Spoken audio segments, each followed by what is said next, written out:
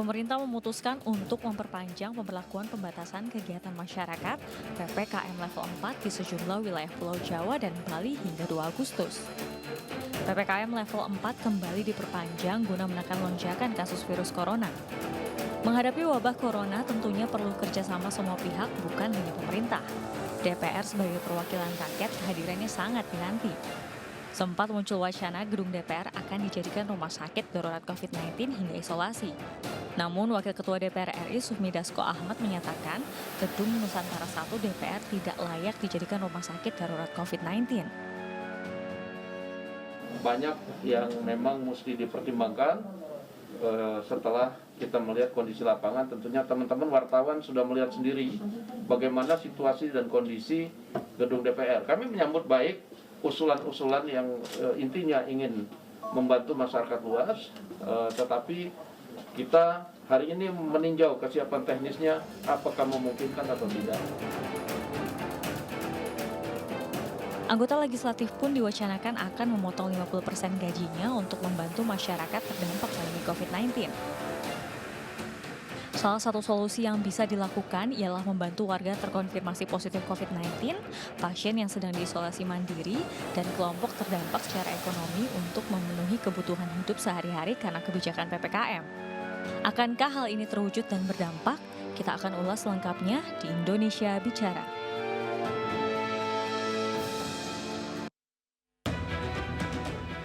Pemirsa, tema kita pada malam hari ini adalah potong gaji DPR, solusi pandemi. Dan saat ini di studio sudah kehadiran narasumber. Langsung saja saya perkenalkan kedua narasumber pada malam hari ini. Ada Profesor Hamdi Muluk, Guru Besar Psikologi Politik Universitas Indonesia, dan Bapak Saan Mustafa selaku anggota DPR RI. Selamat malam Bapak-Bapak. Selamat malam Mbak Lita, selamat malam Kang Saan, selamat malam para pemirsa di seluruh Indonesia. Oke, ini untuk pertama pertanyaan ini mungkin ke Kang Saan dulu ya. Kang Saan, ini menurut Anda untuk dari kebijakan pemerintah dalam menghadapi atau mengantisipasi adanya pandemi di Indonesia ini sebenarnya sudah sejauh mana sih, efektif atau tidak? Ya, selama pemerintah menjalankan PPKM darurat ya, terus diperpanjang 5 hari PPM level 4 dan sekarang diperpanjang sampai 2 Agustus, kita melihat tren penurunannya sangat signifikan, terutama terkait dengan soal mereka yang terkonfirmasi positif COVID harian. Itu turunnya kan sangat signifikan.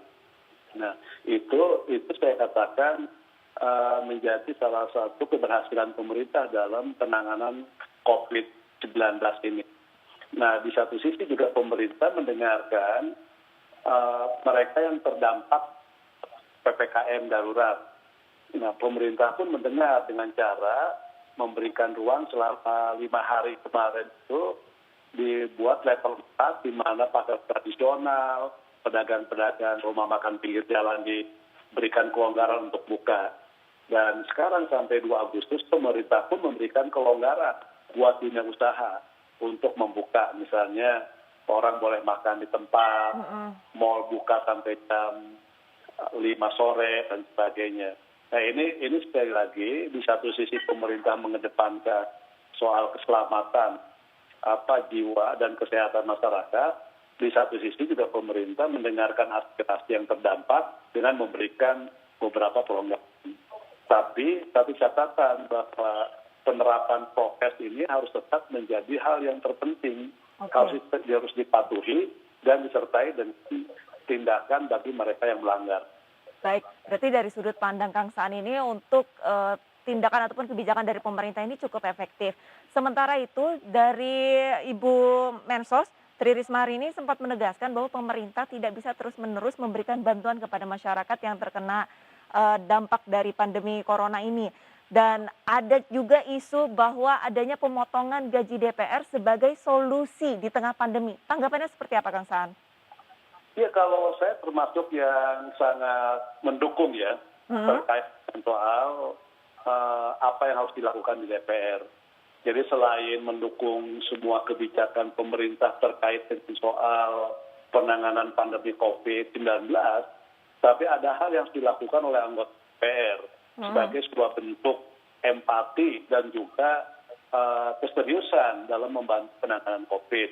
Misalnya memotong gaji anggota DPR.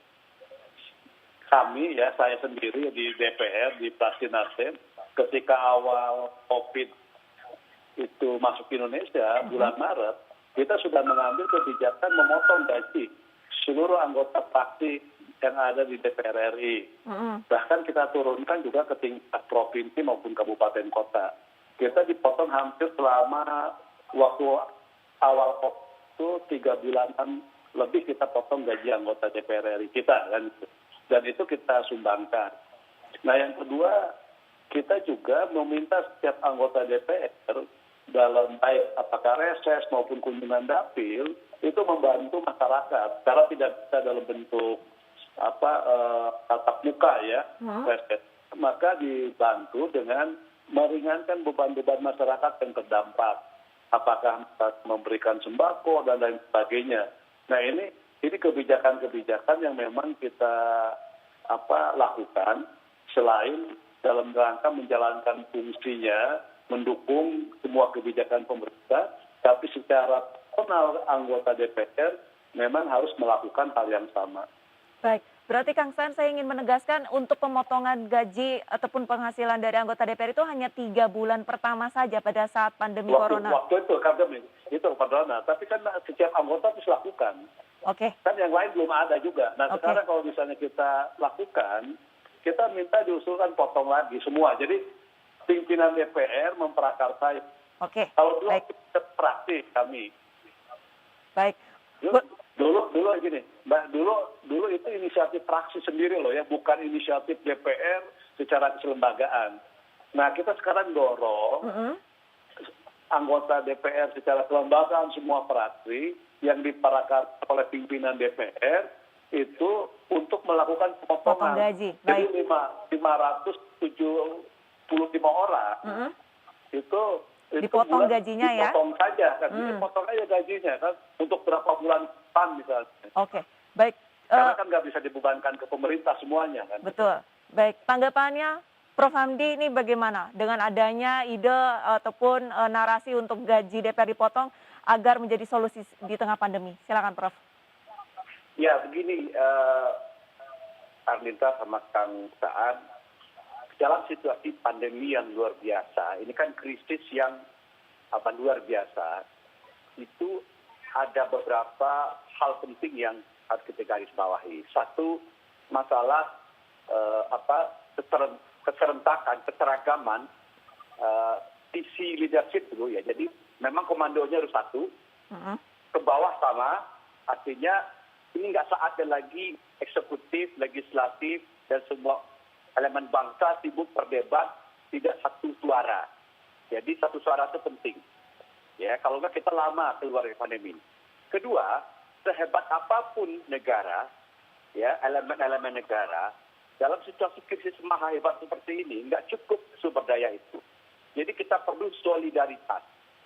Jadi dalam konteks ini, kalau misalnya teman-teman di DPR punya solidaritas, memotong gajinya secara sukarela, itu sesuatu yang bagus. Sekalian juga himbauan moral buat seluruh elemen bangsa untuk bersatu padu, solidar, ya, gotong royong, apapun namanya solidaritas, itu bahu-membahu mengatasi pandemi yang luar biasa ini. Nah, ketiga soal koordinasi, ya, dan bagaimana ini kita koordinasikan semaksimal mungkin. Dan keempat soal akselerasi. Nah, kita bekerja ke jalan ini. Sifat virus itu adalah dia bermutasi dengan cepat. Jadi tingkat virulensinya itu, penyebarannya dan pengawasannya itu mungkin cepat. Nah, kita bisa melawan itu dengan misalnya seketat mungkin melaksanakan prokes itu. Dengan pengetatan, diketatkan jadi dengan prokes itu intinya adalah mempercepat mencegah penularan. Tapi tentu ada konsekuensi ekonominya juga. Bahwa aktivitas terhenti, beberapa orang nggak bisa beraktivitas, dan dia perlu bansos itu. Nah ini kaitannya lagi dengan tadi, bansos kalau solidaritas kita kuat, bisa kita tidak hanya bergantung pada negara, oke? Nah, Kedua, tampaknya problem COVID ini menjurus ke satu titik sekarang dengan bekerja dengan waktu. Apa tuh, Prof? Kadang-kadang bahwa misalnya mencegah penularan itu ada batasnya, prokes itu. Sulit kita mencegah. Yang bisa kita lakukan, membentengi diri secara komunitas. Itu konsep herd immunity itu. Jadi harus cepat vaksinasi. Oke. Nah, jadi sekarang kita menghimbau semua pihak sekarang jangan menghambat vaksinasi itu. Dan mempercepat akselerasi vaksinasi itu. Nah, kalau DPR bisa mempercepat, misalnya bayang saya ya, semua anggota DPR turun ke dapilnya, menghimbau konstituennya untuk meninggalkan dulu posisi politik, posisi paham keagamaan macam-macam yang menghalang itu vaksin, turun ke bawah, mendorong, memobilisasi orang untuk vaksin berbondong-bondong. Biar dipercepat vaksinasi ini. Nah, sekarang misalnya DPR juga bisa bekerja sama dengan pemerintah mempercepat pengadaan vaksin, diplomasi internasional, ya, atau memproduksi sendiri. Intinya vaksinasi ini dipercepat. Hanya dengan cara itu kita bisa keluar dengan pandemi ini. Jadi itu sudah dibuktikan oleh Inggris, dibuktikan oleh Amerika dan beberapa negara bergerak ke situ. Ya, ini kita bekerja dengan waktu, Mbak. Jadi sekarang akselerasi itu kata penting. Baik. Saya setuju dengan Prof bahwa kita dikejar-kejar waktu karena dari 280 sekian juta penduduk Indonesia ini kurang lebih baru 30 jutanya yang mendapatkan vaksin dan 15 juta diantaranya ini sudah mendapatkan dosis kedua. Tapi untuk distribusi vaksinnya sendiri ini juga butuh biaya seperti itu ya. Dan mungkin bisa dikatakan untuk jika nanti terrealisasi untuk pemotongan gaji rekan-rekan anggota DPR ini dipotong seperti itu. Ini apakah untuk distribusi penyaluran dari potongan ini bisa dijadikan sebagai salah satu sumber pembiayaan distribusi vaksin atau bagaimana, Prof? Tanggapannya dari Profesor seperti apa? Kenapa enggak? Kenapa enggak? Jadi menurut saya sekarang apapun yang bisa kita lakukan dari prinsip solidaritas tadi ya untuk mempercepat, mengakselerasi ya satu ya pertama tadi juga memobilisasi ketaatan pemerintah. Ini kan juga bisa teman-teman DPR turun ke dapilnya, atau anggota DPR itu kan punya fraksi-fraksi itu punya hubungan dengan kepala-kepala daerah yang satu partai lah kira-kira kan lebih gampang komunikasinya. Percepat realisasi anggaran di tingkat Pemda gitu ya, kabupaten atau provinsi untuk penanggulangan COVID ini. Ya, ini banyak hal yang harus kita bekerja dengan waktu ini, mempercepat mendorong orang patuh prokes itu, mendorong juga bansos cepat penyalurannya tepat, ya, sama juga mendorong percepatan layanan kesehatan yang terpaksa pasti kurang dalam situasi yang darurat, tempat tidur, ruang perawatan, ICU, oksigen dan seterusnya itu bisa anggota DPR bekerja sama dengan kepala daerah mengakselerasi itu loh, gitu loh Mbak. Jadi dari percepat. Nah, vaksin. Jadi itu saja kita kerjakan, kita mungkin lebih optimis keluar dari pandemi ini lebih cepat, gitu. Baik. Ya, kita kembali ke Kang Saan. Kang Saan, pada saat awal pandemi, tadi Kang Saan sempat menyampaikan bahwa fraksi Kang Saan ini yang pertama kali mencetuskan adanya pemotongan gaji dan disumbangkan seperti itu ya. Dan untuk yang periode kali ini ingin semuanya anggota DPR ini dipotong gaji. Kalau tanggapan dari teman-teman dari fraksi lain seperti apa? Saya belum berkomunikasi. Saya rasa mereka setuju lah ya untuk melakukan ini di tengah pandemi. Seperti tadi Prof. Hamdi sampaikan, ini adalah momen untuk membangun solidaritas sosial ya di antara seluruh elemen, termasuk politisi. Dan juga saya sampaikan, ini juga adalah momen untuk menunjukkan sisi kemanusiaan dari semua elemen bangsa, terutama bagi para politisi, khususnya anggota DPR. Nah, saya juga ingin menekankan tadi apa yang disampaikan oleh Prof. Hamdi. Saya termasuk yang setuju untuk melakukan akselerasi percepatan vaksinasi secara nasional. Karena gini, PPKM kalau nggak diimbangi vaksinasi juga susah, lama juga kita keluar dari krisis ini kan gitu. Tapi vaksinasi tanpa diimbangi dengan PPKM juga tidak akan maksimal kan. Harus bersinergi ya Kang ya? Harus bersinergi. Dan saya termasuk yang sepakat dengan Prof. Misalnya saya pimpinan partai Jawa Barat. Mm-mm. Sejak hari Kamis yang lalu, saya melakukan vaksinasi di 7 daerah yang ada di Jawa Barat.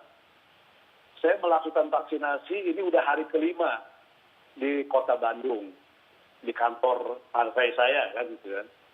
Saya melakukan vaksinasi di Kabupaten Bogor 3 hari, di Kabupaten Kerawang ini hari kedua, di Cirebon hari kedua. Tadi saya baru meninjau vaksinasi yang dilakukan di Subang. Besok saya lihat vaksinasi yang dilakukan di Garut. Nah, hari Rabu saya melihat vaksinasi yang dilakukan di Kota Bogor. Nah, ini dilakukan oleh kita. Saya memahami pemerintah juga punya keterbatasan. Sementara kita harus melakukan vaksinasi secara cepat. Maka kita dapat vaksin dan kita operasional kita lakukan sendiri kan. Itu kan mengurangi beban pemerintah, tapi masyarakat bisa terlayani dengan baik. Saya melihat Prof. Hamdi tadi di Subang, itu antusias masyarakat untuk melakukan vaksin itu luar biasa. Jadi baik dari anak usia 12 sampai yang usia udah sepuh itu datang untuk melakukan vaksinasi. Yang harusnya hari ini saya kemarin di kantor partai saya ini harus sampai hari Minggu, saya perpanjang hari ini. Jadi 5 hari.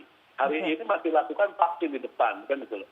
Jadi saya termasuk yang sepakat dengan Prof. Andi, semua elemen partai politik dan yang lain yang punya kedekatan dengan kepala daerahnya atau kepala daerah adalah kader, itu bahu-membahu melakukan vaksinasi secara maksimal, secara masif, terutama ke daerah-daerah.